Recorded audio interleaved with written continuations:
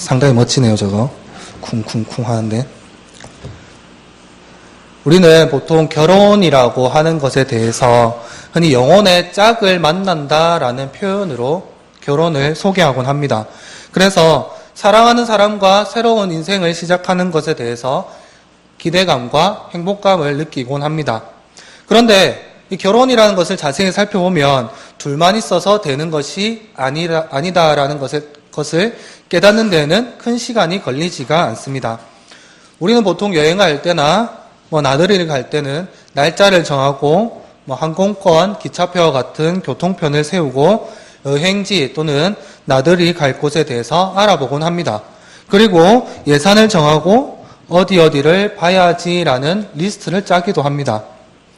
결혼 준비도 마찬가지로 중요한 순서로 해야 할 일을 나열하고 적어보고 세부 계획을 세우게 됩니다. 우선 결혼 준비의 시작은 상견례로 시작됩니다. 상견례는 양가 어른분들이 인사를 나누고 간단하게 결혼 준비에 대해서 이야기를 나누는 자리입니다. 그리고 언제 결혼식을 올려야 할지에 대한 날짜를 정하게 됩니다. 이것을 보통 택일이라는 표현으로 사용합니다. 그 다음으로 결혼 준비에 대해서 계획을 세우고 예산을 잡습니다. 요즘에는 신체에 이상이 없는지 알아보기 위해서 건강검진을 받기도 한다고 합니다. 이후로 결혼식장을 알아보고 하객수와 하객들이 먹고 마실 음식을 결정합니다. 또한 신부가 입을 웨딩드레스와 신랑이 입을 턱시도를 준비를 하고 결혼 예물을 맞추고 혼수도 정하고 신혼여행지를 결정을 합니다. 결혼식에 앞서서 스튜디오 촬영을 하며 피부 관리도 받고 마지막으로 청첩장을 지인들에게 돌립니다. 이로써 결혼식장에 들어가기 전에 해야 할 모든 순서가 끝이 난다고 할 수 있습니다. 물론 결혼이라는 제도 안의 순서를 세세하게 살펴보면 더 많은 정보가 파악되며 거기에 맞는 순서가 필요할지도 모릅니다. 이로써 결혼도 하지 않은 저는 이렇게 글로 결혼을 배워봅니다. 세상의 모든 일에는 순서라는 것이 있습니다. 집을 짓는 방법에도 순서가 있고 사람과 사람 사이의 관계에서도 순서가 있으며 일을 진행함에 있어서도 순서가 있습니다. 요즘에 초등학생들은 1 더하기 1이라는 것을 다 배우고 들어가는데 저만 해도 1 더하기 1을 초등학교 때 배우기 전에 들어갔습니다. 그래서 어른분들은 이렇게 사과 1개와 사과 1개를 더했을 때 몇 개가 되느냐라고 덧셈을 가르쳤습니다. 그래서 이렇게 덧셈을 배우고 나면 덧셈을 배우고 뺄셈을 배우고 곱셈을 배우고 나눗셈을 차차 익혀갑니다. 물론 세상의 일이라는 것에는 순서가 변할 때가 있습니다. 먼저 해야 되는 일이 있지만 시간과 정황과 상황에 따라서 그 일이 뒤로 갈 수도 있고 앞으로 갈 수도 있습니다. 하지만 이 기본적인 순서의 틀은 변하지가 않습니다. 그러나 세상의 일과는 다르게 하나님과의 관계에서 순서를 다르게 할 수가 없습니다. 하나님과 관계에서 우리는 무조건 으뜸으로 해야 하는 일이 있습니다. 오늘 하나님이 주신 말씀 속에는 사울이라는 인물을 통해서 우리가 복을 받기 위해서 어떠한 순서를 가장 먼저 해야 되는지에 대해서 나타냅니다. 사울이라는 인물을 통해 배워야 하는 우리가 가장 먼저 해야 될 행위는 바로 순종이라는 단어입니다. 오늘 본문 말씀은 여러분들이 잘 아는 말씀입니다. 사울은 유다 1만 명의 군사를 포함한 21만 명의 군사를 동원해서 아말렉을 공격했습니다. 사울은 이 전쟁이 하나님의 전쟁이라는 것을 알고 있었습니다. 하나님의 원수인 아말렉과 싸우기 위해서 군대를 동원했던 것입니다. 이 전쟁에 앞서서 갠 사람을 피시나라고 말했습니다. 그리고 하윌라에서 술에 이르기까지 아말렉 사람들과의 싸움에서 매번 승리를 거둡니다. 그런데 사울은 이 아말렉 전투에서 큰 실수를 범하고 맙니다. 바로 아말렉의 왕인 아각을 죽이지 않고 사로잡았습니다. 그리고 아말렉 사람의 모든 소유를 진멸하라는 명령을 듣지 않았습니다. 사무엘상 15장 3절 말씀을 보면 지금 가서 아말렉을 쳐서 그들의 소유를 모두 남기지 말고 진멸하되 남녀와 소아와 젖먹는 아이와 우양과 낙타와 나귀를 죽이라 하셨나이다 하니라고 분명히 밝히고 있습니다. 그런데 사울은 하나님의 명령을 지키지 않았습니다. 9절 말씀을 보면 사울과 백성이 아각과 그의 양과 소의 가장 좋은 것 또는 기름진 것과 어린 양과 모든 좋은 것을 남기고 진멸하기를 즐겨 아니하고 가치 없고 하찮은 것은 진멸하니라 라고 말씀을 하고 있습니다. 이것은 좋은 것은 사울과 백성을 가지고 가치 없고 하찮은 것은 하나님께 드렸다는 이야기입니다. 물론 전쟁에서 승리한 승리국은 상대 국가의 전리품을 차지할 권리가 있습니다. 그러나 아말렉과의 전쟁은 사울과 아말렉의 전쟁이 아니었습니다. 바로 하나님과 아말렉의 전쟁이었습니다. 사울은 단지 하나님께서 세운 대리자에 불과했습니다. 이 15장 말씀 중에 진멸하다라는 말이 자주 나옵니다. 이 진멸하다는 말은 히브리어로 헤렘이라고 하는데 이것은 하나님의 것을 하나님께 드린다라는 의미를 가지고 있습니다.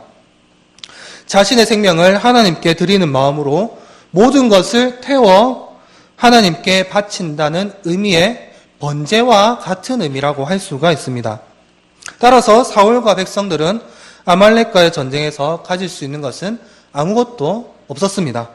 그런데 사울은 여기서 어떻게 했습니까? 좋은 것은 자기가 가지고 전쟁에서 승리한 것을 기념하기 위해서 기념비를 세웠습니다. 이것은 전쟁에서 승리한 것이 하나님 덕분이 아니라 자신으로부터 나왔다는 것을 세상 사람들에게 알리는 아주 교만한 행동이었습니다. 그 결과 사울은 어떻게 되었습니까? 이제 하나님께서 사울을 버리시겠다고 단언을 하셨습니다. 본문 11절 말씀을 보면 내가 사울을 왕으로 세운 것을 후회하노니 그가 돌이켜서 나를 따르지 아니하며 내 명령을 행하지 아니하였음이니라 하시니라. 사무엘이 근심하여 온 밤을 여호와께 부르짖으니라. 아멘. 하나님께 불순종한 결과 하나님께서 사울을 버리셨습니다. 사울을 버리겠다고 한 하나님의 말씀 때문에 사무엘은 안타까운 마음에 온 밤을 하나님께 부르짖었다고 나오고 있습니다. 사무엘은 사울이 회개하기를 바랬을 것입니다. 그래서 사무엘은 사울을 찾아갔습니다. 그런데 사울은 사무엘에게 뭐라고 대답을 했죠? 본문 21절 말씀을 보면 다만 백성이 그 마땅히 멸한 것 중에 가장 좋은 곳으로 길갈에서 당신의 하나님 여호와께 제사하려고 양과 소를 끌어왔나이다 하는지라 라고 말씀하고 있습니다. 사울은 이 불순종에 대해서 회개하지 않았습니다. 게다가 당신의 하나님이라는 표현으로 사무엘에게 이야기했습니다. 나의 하나님, 우리의 하나님이 아니라 당신의 하나님이라고 표현을 했습니다. 그러자 사무엘은 이렇게 얘기합니다. 본문 22절과 23절 말씀을 보면 여호와께서 번제와 다른 제사를 그의 목소리를 청종한 것이 좋아하심 같이 좋아하시겠나이까.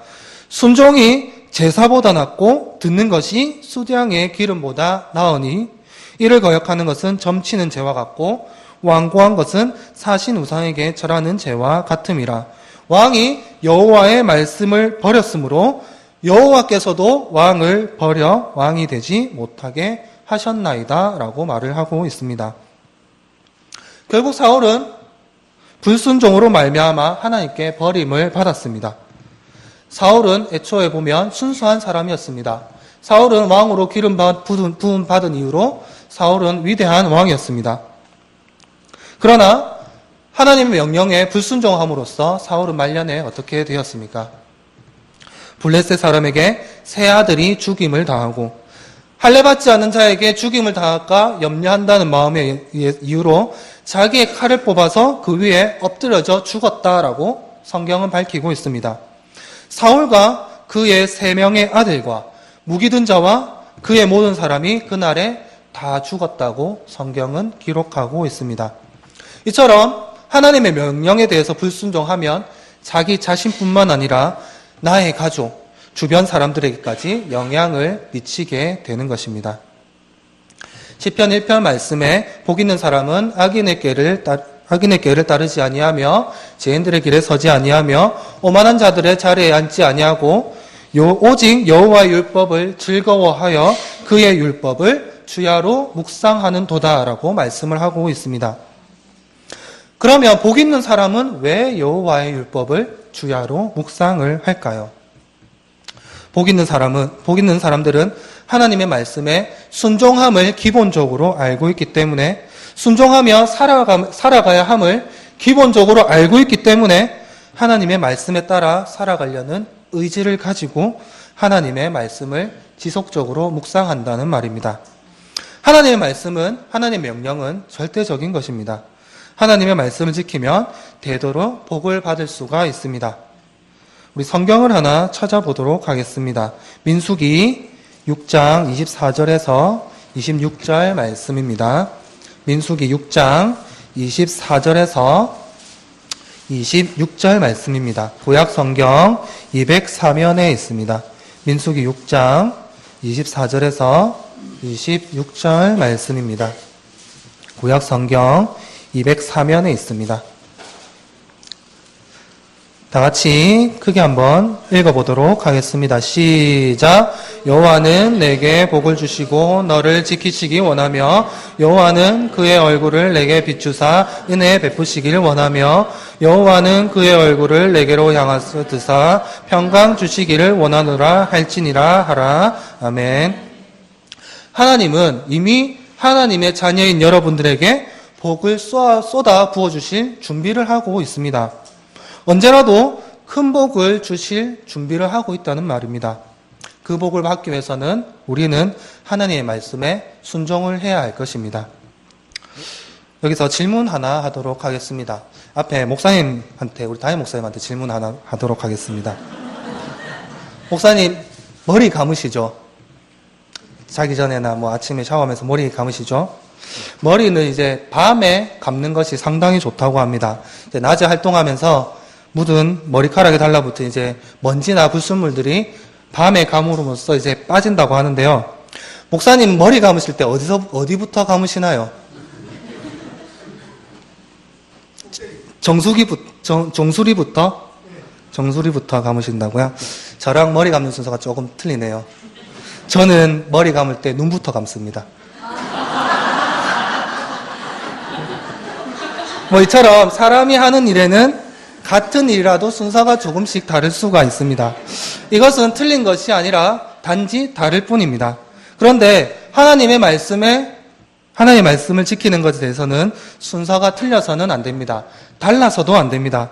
하나님의 말씀에 대한 으뜸 순서가 바로 순종입니다. 이 순종하는 것을 우리는 지켜야 할 것입니다. 순종이라는 단어를 생각할 때 여러분들은 어떤 인물이 가장 먼저 떠오르십니까? 저는 아브라함이라는 인물이 가장 떠오릅니다. 아브라함은 100세 때 이삭을 낳았습니다. 그리고 이 이삭이 자랐을 때 하나님께서 이삭을 제물로 바치라고 했을 때 즉시 순종했습니다. 그 결과 하나님께서 아브라함에게 이렇게 말씀했습니다.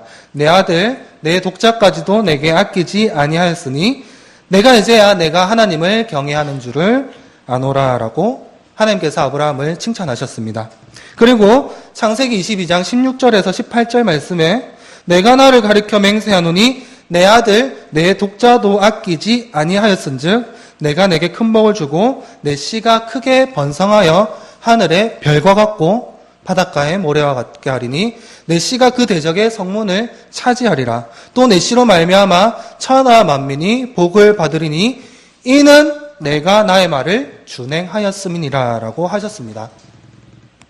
모세오경 중에 창세기는 민족 형성에 관한 이야기입니다. 그리고 출애굽기부터 신명기까지는 하나님께서 약속하신 땅에 관한 이야기입니다. 출애굽기 12장 37절 말씀을 보면 유아 외에 보행하는 장정이 60만 가량이요 하면서 내 씨가 크게 번성하여 하늘의 별과 같고 바닷가의 모래와 같게 하신다는 약속을 지켜주셨습니다. 그리고 가나안 땅을 이스라엘 백성에게 주신다는 약속도 지켜주셨습니다. 이 아브라함 한 사람의 순종으로 말미암아 민족이 부흥하고 복을 받게 된 것입니다. 저는 아브라함 외에 한 사람 더 생각나는 사람이 있습니다. 혹시 여러분도 생각나는 사람이 있을지 모르겠지만 저는 이삭의 아내인 리브가가 생각이 났었습니다. 저는 요즘 성경 공부를 하면서 성경에 있는 인물과 지명이 하나도 쓸데가 없는 것이 없다라는 것을 깨닫고 있습니다. 에서와 야곱이 태어날 때 하나님께서 이렇게 말씀하셨습니다. 두 국민이 내 태중에 있구나. 두 민족이 내 복중에서 나누리이다. 이 족속이 저 족속보다 강하겠고 큰 자가 어린 자를 섬기겠다 하셨더라 라고 말씀을 하고 있습니다. 리브가는 이스라엘 민족이 부흥하고 땅을 받는 약속에 대해서 디딤돌 역할을 한 사람입니다. 성경을 잘 보면 하나님께서는 에서보다 야곱을 택했다는 것을 알 수 있습니다. 그런데 이 이삭은 에서를 더 사랑하고 아꼈습니다. 성경을 보면 창세기 25장 28절 말씀에 이삭은 에서가 사냥한 고기를 좋아함으로 그를 사랑하고 리브가는 야곱을 사랑하였더라라고 말씀을 하고 있습니다.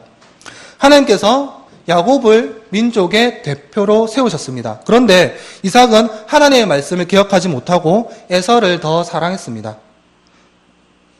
반면에 리브가는 하나님의 말씀을 기억하면서 순종했습니다. 여기에는 역사적으로 보면 상당히 재미있는 사실이 있습니다.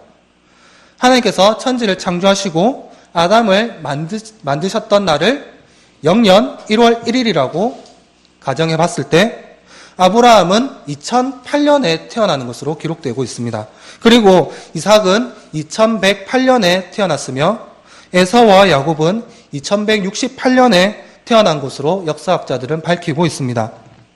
그리고 아브라함은 2183년에 사망한 것으로 나타나고 이삭은 2288년에 사망한 것으로 나타납니다.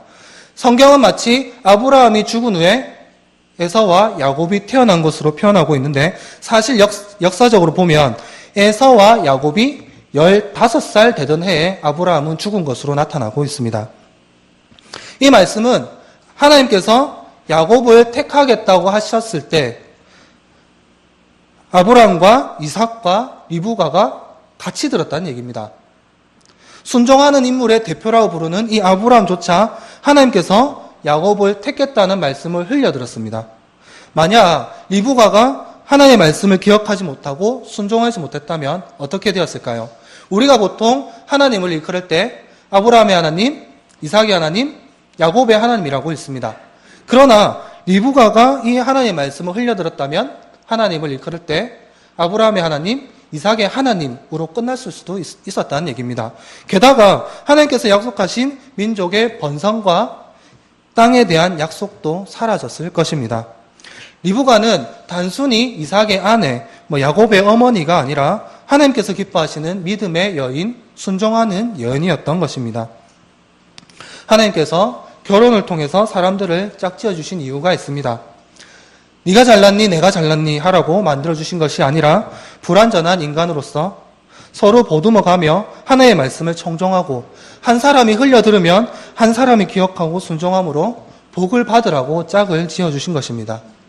신명기 28장 1절에서 13절 말씀을 보게 되면 하나님의 말씀에 순종했을 때 나와 있는 하나님의 말씀에 순종했을 때 받는 복에 대해서 나와 있습니다. 순종하면 세계의 모든 민족 위에 뛰어나게 하시며 모든 복이 임하며 대적들이 한 길로 왔다가 7길로 도망가며 창고와 손으로 하는 모든 일에 복을 내리시고 땅에서도 복을 주시며 몸의 소생과 가축의 새끼와 토지의 소산을 많게 하며 너를 머리가 되게 하고 꼬리가 되지 않게 하시며 위에만 있고 아래가 되지 않게 하신다고 말씀하고 있습니다. 우리가 삶을 살면서 복받는 길은 어렵지가 않습니다. 단지 하나님의 말씀에 따라 살기만 하면 되는 것입니다. 하나님과의 관계에 있어서 그리고 사람들과의 관계에 있어서 시내산에서 모세가 받은 10계명은 우리 삶에 유용한 지침이 될 것입니다. 평소에 말을 잘 듣지 않는 소년이 산 속에 갔다가 길을 잃고 말았습니다. 그 소년은 부모의 당부하는 반대로 혼자서 깊은 곳으로 갔던 것입니다. 부모의 말에 순종하지 않자 해가 지고 어두워졌지만 소년은 마을로 내려가는 길을 잊어버리고 마을로 내려가지 못했습니다. 두려움과 후회가 소년을 덮쳐왔을 때 지나가던 사람이 그 소년을 발견했습니다. 같은 마을에 사는 아저씨였습니다. 아저씨는 소년에게 집까지 데려다 줄 테니 잘 따라오라고 말했습니다. 소년은 아저씨의 말을 한치 거스르는 일 없이 순종하여 산을 내려왔다고 합니다. 어떤 것도 순종보다 하나님을 기쁘게 하는 것은 없습니다.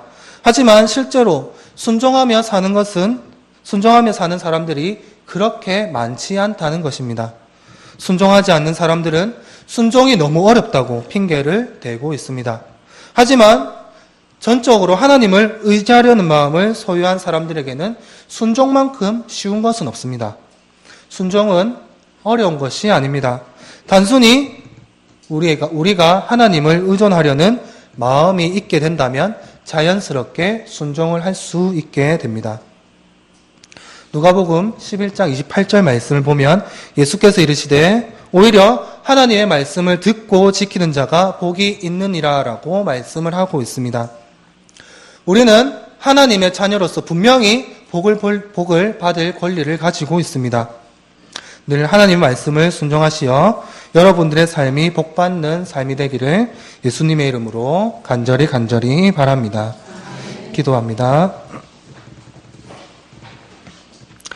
세상을 창조하시고 우리의 창조주 되시는 하나님의 은혜와 사랑에 진심으로 감사드립니다. 우리는 세상 가운데 살면서 하나님의 말씀을 잊어버리고 살 때가 많습니다. 하나님의 말씀을 잊어버리고 불순종하며 살 때가 많습니다. 이제 우리는 하나님의 말씀에 순종하며 살기를 원합니다. 순종함으로 큰 복 받기를 원합니다. 하나님의 말씀을 듣고 지키는 자가 복이 있다는 예수님의 말씀처럼 순종함으로써 복 받기를 원합니다. 우리가 하나님의 말씀을 의지하며 살 수 있도록 주님께서 도와주시옵소서. 순종을 으뜸 순서로 삼고 살 수 있도록 도와주시옵소서. 우리를 사랑하시는 예수 그리스도의 이름으로 기도드립니다. 아멘.